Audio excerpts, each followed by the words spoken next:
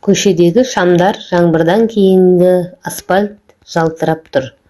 Айша жұмыстан кеш шықты, көңілі алаң. Соңғы кездері жүрегінде бір бос кеңістік пайда болғандай. Лифті жабылып, сол сәтте қолын біреу созды. Кешіріңіз. Бұл Нұрлан, ол да осы ғимаратта жұмыс істейтін, бірақ олар тек амандасумен ғана шектелетін. Лифт жоғары көтерілген сайын тыныштық қоюлана түсті. Бүгін ұзақ күн болды ма? Деді Нұрлан.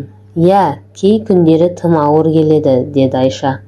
Ол өз даусындағы шаршауды сезіп тұрды.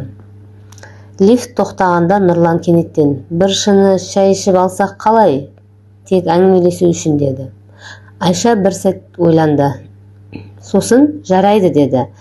Оның өзі де неге келіскенін түсінбеді. Пәтерде жұмсақ жарық, сағаттың тықылы ғана естіледі.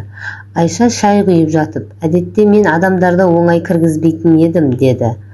Ал кейде сол әдетті бұзу керек, деді Нұрлан. Олар бір-біріне қарап қалды. Көзқарасы ұзақтау болды. Диванда аралары алшақ еді, бірақ әңгіме тереңдеген сайын қашықтық қысқарады берді. Сізбен сөйлесу тыныштандырады екен, деді Айша. Себебі біз рөл ойнап отырған жоқпыз, деді Нұрлан. Олардың тізелері тиіп кетті, еш қайсысы қозғалған жоқ. Айша жүрегінің қатты соғып тұрғанын сезді. Бұл қорқыныш па, әлде көптен күткен сезім ба деп өзі түсінбей іштей ойланып отырды. Нұрлан оның жүзіне мұқият қарады. Егер өзіңізді жайсыз сезінсеңіз, мен кетемін, деді. Айша басын шайқады. Жоқ, қазір емес. Олар үндемей отырды. Кейде үнсіздік, кейде батыл әңгіме. Нұрлан оның қолынан жай ғана қолын қойды. Қатты емес, ұстап қалатындай да емес.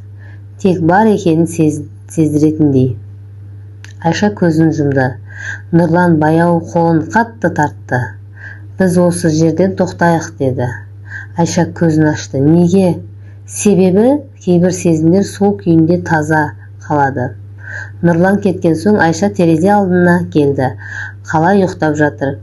Бүгін ештеңе болған жоқ, деді ол сыбырлап. Бірақ бәрі өзгерді.